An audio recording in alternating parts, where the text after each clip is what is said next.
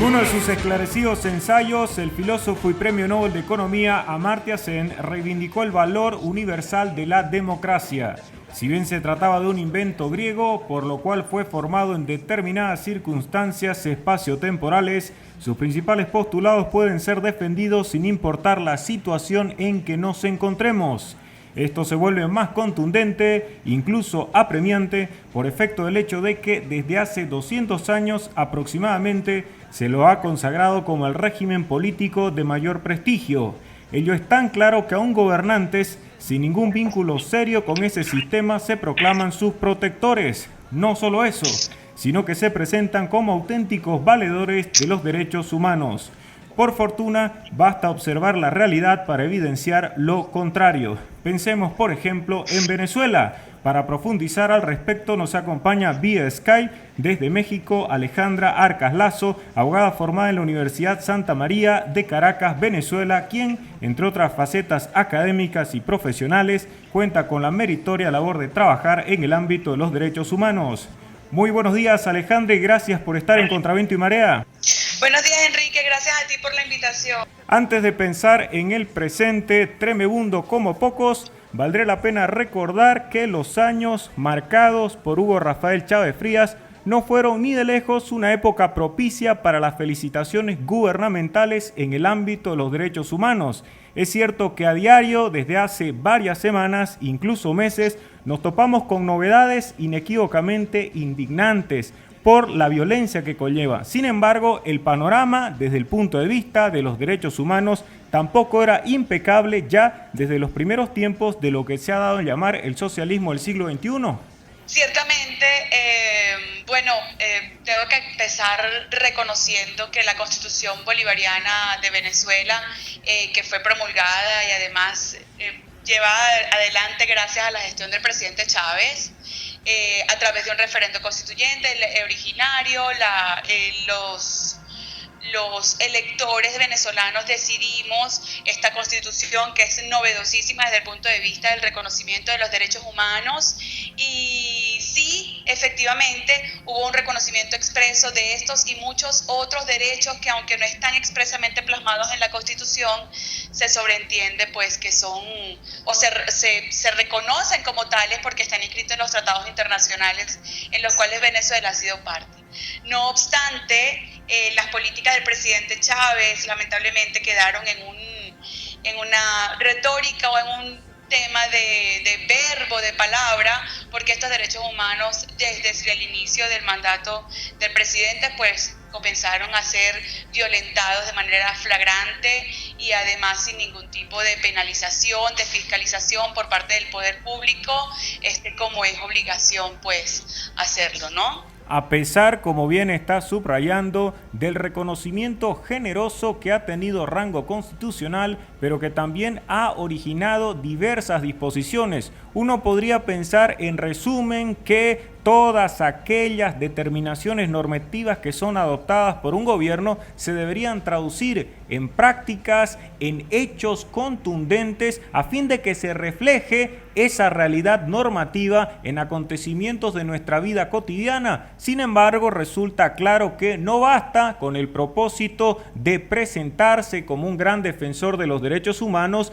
dictar esta clase de normativas rimbombantes, vehementes en términos del reconocimiento de variados derechos, pero que en definitiva no resultan del todo contundentes cuando se pretende advertir si es que en realidad estamos frente a un panorama que pueda resultar grato, decente o al menos mínimamente aceptable conforme a los dictados de nuestra dignidad. Sí, y efectivamente esto convierte al gobierno revolucionario en un reconocedor de los derechos humanos, pero no en un gobierno que respete los derechos como Esos derechos, que tienen diferentes dimensiones, por ejemplo, nos permitirían hablar de la realidad de los derechos civiles, también de los derechos políticos. Pienso, entre otras cosas, en las numerosas expropiaciones que se han consumado durante todos estos años del chavismo, con Hugo Chávez, con Maduro, porque se trata de cuestiones muy puntuales. Si yo declaro proteger el derecho a la propiedad privada, está claro que hacer de las expropiaciones una política sistemática no permite notar que mi aprecio sea genuino.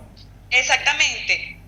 Fíjate, Enrique, yo antes antes de comenzar la reunión o esta entrevista por Skype contigo, me hice como que un recuento de todo lo que son los derechos humanos y las garantías expresadas o reconocidas en la Constitución de la República Bolivariana de Venezuela, y podemos ver que la violación de un derecho humano y la violación de los derechos civiles y la violación de los derechos sociales y la violación de los derechos culturales, etcétera, etcétera, se ha visto desde el principio de esta revolución.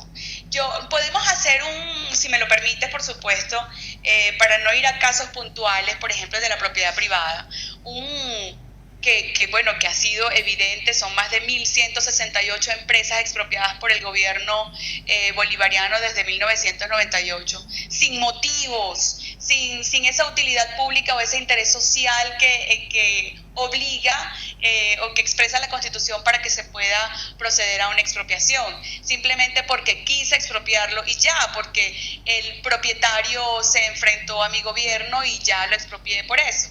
Pero bueno, si hacemos una breve lectura, resumida por supuesto, de lo que son los derechos humanos y las garantías, vemos que absolutamente todos han sido violentados. Es que no existe uno de los derechos reconocidos en la Constitución que no haya sido violentado directa o indirectamente por las políticas, por decirlo así, por las políticas del gobierno del presidente Chávez y de Nicolás Maduro. Fíjate, ellos hablan en el capítulo 3 de los derechos humanos y de las garantías: el libre desenvolvimiento de la personalidad, la igualdad de la raza, credo, sexo, condición social, la igualdad ante la ley, la nulidad de los actos del poder público que violen o menoscaben los derechos humanos, el acceso a la justicia.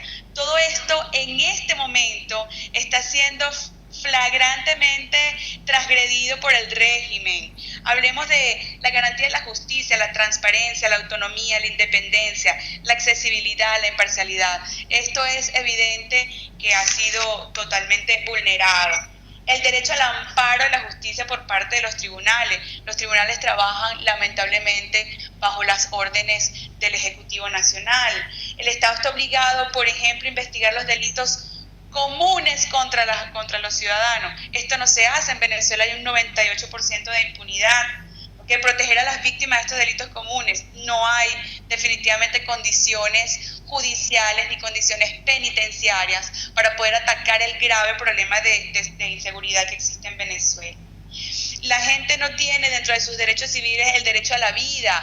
Verbigracia, hay más de 58, de 60 muertos en Venezuela en 50 días y las autoridades lo único que dicen es: sigan manifestando para que ustedes vean lo que les va a pasar. Eso es culpa de la oposición, no es culpa de la oposición, eso es culpa de que el Estado no tiene las garantías necesarias para poder atacar esto. Y perdónenme, pero si es culpa de la oposición, pues el Estado no está en la capacidad de paralizar esa oposición, que es genocida de la que hablan. No es cierto lo que está pasando, no es cierto lo que están informando. Fíjate, hablan de la libertad personal, que es inviolable. Esa libertad personal inviolable también se convierte en una mentira o en letra muerta, por decirlo así, cuando a diestra y siniestra se llevan a las personas detenidas simplemente por ejercer sus derechos civiles consagrados en esta Constitución. La prohibición de las autoridades de permitir o tolerar la desaparición forzada. Ustedes saben cuántas personas se encuentran desaparecidas en Venezuela. Los familiares van al SEBIN, a todas las autoridades, a todos los recintos penitenciarios, y nadie le da explicación de dónde se encuentran sus familiares. El respeto a la integridad física, psíquica y moral de las personas no existe. El hogar, que es inviolable, tampoco existe. Hace un par de días vimos como en San Antonio de los Altos, una comunidad en los Altos Mirandinos, en el estado Miranda, que es uno de los más grandes, de los más importantes, por decirlo así, de Venezuela, cómo se metían en los departamentos de estas personas, la Guardia Nacional, a allanarlos sin ni siquiera una orden de nada, simplemente para sembrar el miedo, el caos, el terror. Mira, el secreto y la inviolabilidad de las comunicaciones, esto tampoco se respeta. han sido públicos los miles de audios con las intervenciones de las llamadas telefónicas a los líderes opositores en Venezuela. El debido proceso, la libertad de tránsito. Ayer María Corina Machado no le vendieron el boleto para irse a Margarita, le suspendieron el que tenía comprado alegando pues que habían hackeado la cuenta de la aerolínea. El derecho a dirigir peticiones y a obtener respuesta de la autoridad. Bueno, ahí tenemos a la Fiscal General de la República que da respuesta meses después, en fin, los tribunales también, el derecho a la libre asociación, el derecho a reunirse pública o privadamente sin armas. ¿Cuántas manifestaciones pacíficas, cuántas reuniones pacíficas han sido dispersadas por la Guardia Nacional y por la Policía Bolivariana? El derecho a la protesta y el derecho a la protección, y la garantía de protección y la obligación de proteger del Estado venezolano frente a situaciones amenazantes. La libertad de expresar los pensamientos y las ideas libremente. Ahí está Leopoldo López preso por hacerlo. La libertad de religión y de culto. La mezquita, las iglesias católicas, todas han sido atacadas por los afectos al gobierno, a las políticas del gobierno, ¿no? El derecho a la protección, al honor, a la vida privada. Oye, mira, de verdad que es tanto, Enrique, es tanto lo que pasa todos los días del mundo que es difícil pues atacar punto por punto. Sobre los derechos políticos, participar libremente en los asuntos públicos, eso está completamente... El derecho al sufragio, bueno, ¿qué podemos hablar del derecho al sufragio? Una tragedia frente a ahora la constituyente que está proponiendo el presidente Maduro y que ya fue aceptada por el CNE en violación a la universalidad del voto, que debe ser secreto, directo. Y mira, de verdad que, o sea, ¿qué más te puedo decir? Los derechos civiles, los derechos políticos, ahora vamos a los derechos sociales. Los derechos sociales, el derecho a la salud. El sistema de salud en Venezuela está completamente colapsado. No hay medicinas. Llegan medicinas y tienen que pasar por un proceso aduanal que probablemente llegue el vencimiento de estas medicinas y no sean repartidas o no sean aceptadas como una ayuda humanitaria, ni siquiera. Bueno, los hospitales, todo está colapsado. El derecho a la familia, el derecho al trabajo, el nivel de desempleo en Venezuela es altísimo. El derecho a la educación, a la cultura, tenemos cuántos niños que no pueden acceder a la educación. Mira, de verdad yo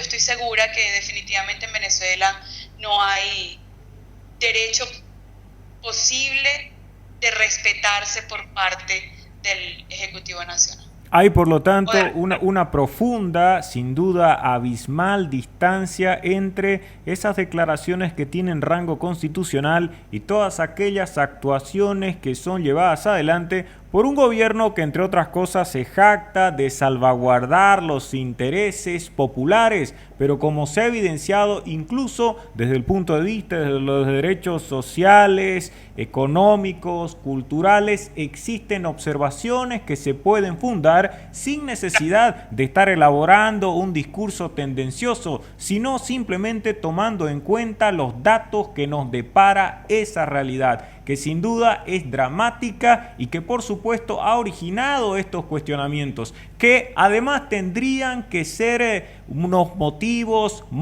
absolutamente válidos cuando se pretende que haya una protección efectiva a aquellos derechos, porque sin lugar a dudas, en cualquier parte del mundo se pueden consumar abusos, restricciones arbitrarias, pero uno tiene la posibilidad de apelar a una institucionalidad que le garantice esa protección que debe estar siendo otorgada por el Estado. El gran problema, sin embargo, en estas circunstancias, no solo en Venezuela, sino también en otros países, es que no existe tal institucionalidad capaz de brindarnos una protección efectiva y frente a las arbitrariedades arbitrariedades que se consumen, que uno pueda acudir a esas autoridades. En muchos casos, esas autoridades, a pesar del mandato inequívoco que tienen al respecto, pues no realizarán ninguna clase de actividad que nos permita restablecer el orden perturbado, y eso naturalmente nos priva de cualquier garantía efectiva, porque no basta, está claro, con el reconocimiento del derecho si es que ello no trae consigo algo, un medio que nos asegure que frente a abusos pues uno pueda invocar la ley y restablecer ese orden. Las instituciones, al no funcionar, nos dejan en un estado de indiscutible indefensión.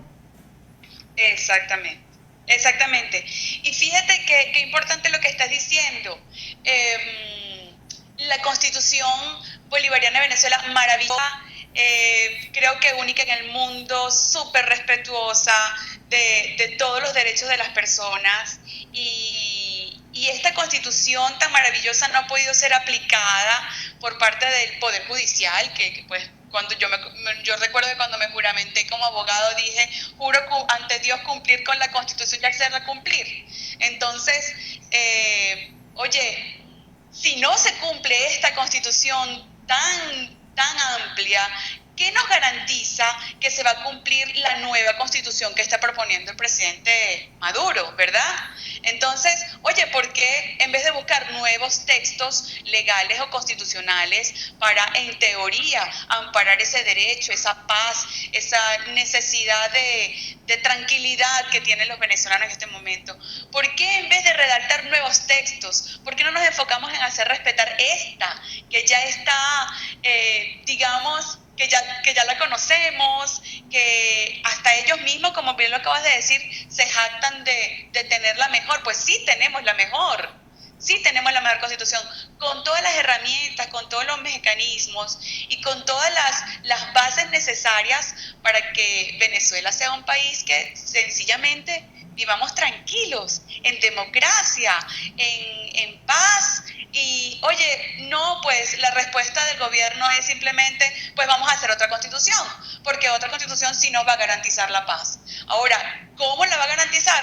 Bueno, dicen probablemente se va a garantizar la paz pues a la manera que ellos quieran hacer, o digamos al entender del concepto paz para ellos, que lamentablemente no sabemos cuál es. El bienestar común, esa ambigua palabra, esa subjetiva expresión de bienestar, pues definitivamente es totalmente distinta a la que todo el mundo conoce, ¿no? Hay escenarios que permiten hacer comparaciones y que posibilitan, entre otras cosas, advertir coincidencias y desemejanzas. Pienso, ya que se está intentando un nuevo cambio de orden constitucional, en lo que ocurría hace varios años antes de que finalmente se terminara poniendo en vigencia esa Constitución del año 1999. Porque con seguridad, debido a varias razones que son diversas, profundas y hasta discutibles, había en su momento con Chávez el ambiente favorable a realizar estos cambios de orden constitucional, porque se trata de una de las grandes ilusiones fundamentalmente que se han presentado a lo largo de la historia latinoamericana. Suponer que, en resumen, esa modificación constitucional permitiría resolver profundos y estructurales problemas, lo cual al final no es cierto. Sin embargo, en esa época, en los años que permitieron llevar adelante esa reforma total de la Constitución, poner un nuevo texto en vigencia, existía un ambiente distinto. Se puede hablar incluso, por diferentes motivos, de una mayor legitimidad en cuanto a esa propuesta, una situación que desde ningún punto de vista se podría contemplar hoy, ya que en medio de la peor crisis de legitimidad es que Nicolás Maduro pretende avanzar en este proyecto, sin contar ni siquiera ya con esa circunstancial contribución que hacía efectivo, primero, plantear el tema del cambio constitucional y segundo, finalmente, aprobarlo en una consulta popular. Es una situación que no se presenta al margen de lo estrictamente legal, porque ya hay igualmente observaciones en relación con cómo se están irrespetando las normas que rigen para esta clase de procesos constitucionales.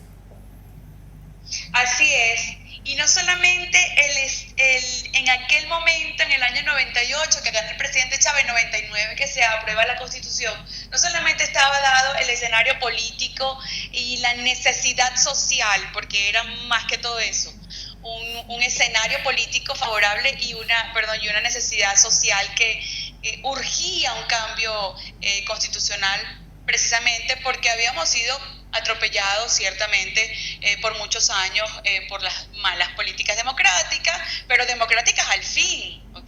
Que es importante resaltarlo. Probablemente eran malas políticas, pero eran democráticas, era elegido por nosotros, al igual que fue aprobado ese texto constitucional. Fue aprobado por la mayoría de los venezolanos en el ejercicio de su poder originario y creador de sus propias leyes. Fue una jornada maravillosa y una cuestión envidiable a nivel, yo diría que más que latinoamericano, en muchísimas partes del mundo. Los venezolanos elegimos cuáles eran nuestros derechos y cuáles eran las obligaciones del Estado para que protegieran esos derechos. Efectivamente, el escenario político y el escenario social en este momento no favorece para nada la creación de un nuevo texto constitucional y muchísimo menos dadas las violaciones ya a las bases constitucionales las bases de la constituyente que aprobó el Consejo Nacional Electoral para celebrar esto. Fíjate qué casualidad, ¿no? Nosotros teníamos que tener las elecciones regionales tiempo ya el año pasado. Sin embargo, el Consejo Nacional Electoral no las aprobó a tiempo, por decirlo así. Ahora, en un día, aprueba la celebración de esa constituyente convocada por el presidente de la República, y el mismo día dice, y tenemos elecciones regionales en diciembre. Entonces, probablemente estos cambios sustanciales, fundamentales, estructurales que vayan a proponer en la constituyente, pues ¿por qué no prohíban las elecciones regionales? Y ya no sea una cuestión de elección popular los gobernadores y los alcaldes, sino impuestos por la revolución. Mira, son tantas las incertidumbres en relación a esto, que también sería muy irresponsable de mi parte ponerme a hacer conjeturas cosas de la hipótesis o teoría de las cuales no estamos seguros porque todavía no se han publicado, por decirlo así. Sin embargo, ya tenemos una idea de cómo van a venir las cosas, y de una población votante de 19 millones en Venezuela aproximadamente, solamente 540 personas van a modificar la Constitución. Oye, esto es más que un atropello. Yo creo que raya en la burla, en el irrespeto, en muchísimas otras cosas que no me gustaría calificar porque quisiera que mi entrevista fuera un poquito más jurídica que política, pero bueno, lamentablemente uno tiene que caer en calificativos en algunas cosas, ¿no? Mira, Enrique, nos queda seguir esperando un poquito el gobierno, esperando en el buen sentido de la palabra. O sea, no podemos abandonar la calle, no podemos abandonar no podemos olvidar la parte legal. La oposición definitivamente no se puede desvincular de esta propuesta o de esta jugada del gobierno de aprobar una nueva constitución. Ellos tienen que, como legisladores, pues seguir esto y buscar la manera de frenarlo, como efectivamente lo están haciendo. Pues anunciaron un referendo consultivo paralelo, porque por sobre las decisiones del pueblo, en teoría no debería estar la decisión del presidente de la República. Y lo digo en teoría porque tenemos media hora hablando de que las cosas pues no se manejan de esa manera en Venezuela. Un apunte final que tiene que ver precisamente con la oposición en cuanto a los mecanismos reconocidos por la legislación vigente en Venezuela. Pasa que, siendo el Parlamento aquel órgano fundamental para llevar adelante tareas de fiscalización y, en definitiva, velar por los intereses de sus representados, uno tendría que toparse con respetos ejemplares por parte del Ejecutivo. Sin embargo, lo que ha ocurrido ya con la victoria política que ha permitido para la oposición, es decir, desde un punto de vista sensato, ejercer las funciones parlamentarias, se han encontrado encontrado con más de un óbice colocados por instituciones que en lugar de garantizar el cumplimiento objetivo de la ley, lo que hacen es favorecer prácticas que no tienen que ver ni de lejos con los elementos más elementales de la democracia y de esa propia Constitución. Sí, lamentablemente la Asamblea Nacional, elegida por todos nosotros, mayoría opositora, se ha encontrado con que el gobierno ha ejercido acciones legales y de constitucionalidad sobre cualquiera de las decisiones que ellos tomen. Definitivamente le han bloqueado el acceso el acceso al ejercicio de ese derecho y de esa función que le otorgó el pueblo a través del voto popular. Pero mira, ellos sabían así lo declararon muchísimas veces: sabemos que vamos a tener todos los obstáculos del mundo, pero bueno, es nuestro trabajo, lo vamos a hacer, lo vamos a ejercer. Fíjate, todas las leyes aprobadas en el seno de la Asamblea Nacional son sometidas a la constitucionalidad, a un control de constitucionalidad que está legalmente establecido, pero que bueno, que lo utilizan como una herramienta para anular todos esos actos que ellos están haciendo. Todos los actos del poder popular que quieren ejercer, pues los bloquean de alguna otra manera. Es impresionante, de verdad, cómo se las ingenia el gobierno para legalizar o constitucionalizar sus atropellos. Eso es lo que han hecho todo el tiempo: buscarle el fundamento constitucional o el fundamento legal a la violación del derecho, amparándose en otros derechos que también están reconocidos, pero que definitivamente se contraponen. Fíjate, te voy a dar un ejemplo vago de cómo dos derechos humanos pueden de alguna manera ser contrarios, ¿no? Y creo que nos va a gustar el ejemplo porque tiene mucho que ver con el derecho de los pueblos indígenas. Nosotros tenemos en nuestra Constitución un capítulo completo del reconocimiento de los pueblos, de los derechos indígenas, de su lengua. Tenemos jurisdicción especial, tenemos leyes especiales, todo en torno al reconocimiento de esos derechos. Y tenemos además el reconocimiento de los derechos difusos y colectivos, como por ejemplo el derecho a respirar un ambiente sano.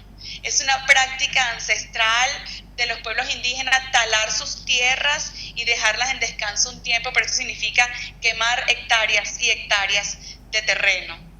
Y tenemos ese derecho a respirar el ambiente sano, y cuando lo llevas a un juzgado a ver quién tiene el mejor derecho, los jueces no saben qué hacer, no saben qué decir.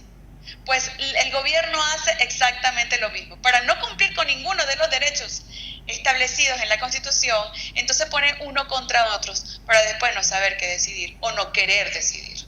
¿Okay? Y en medio de esa confusión, naturalmente, se pretende avanzar y conservar una realidad que desde ninguna perspectiva podrá considerarse aceptable, ni menos todavía justa. En consecuencia, vale la pena reflexionar al respecto, y con ese propósito es que hemos tenido este contacto hasta México vía Skype con Alejandra Arcas Lazo, abogada formada en la Universidad Santa María de Caracas, Venezuela, quien, entre otras labores, ha trabajado en materia de derechos humanos. Gracias por el contacto, Alejandra. Gracias, Enrique. Espero que salgamos con bien de todo esto. Un abrazo para todos.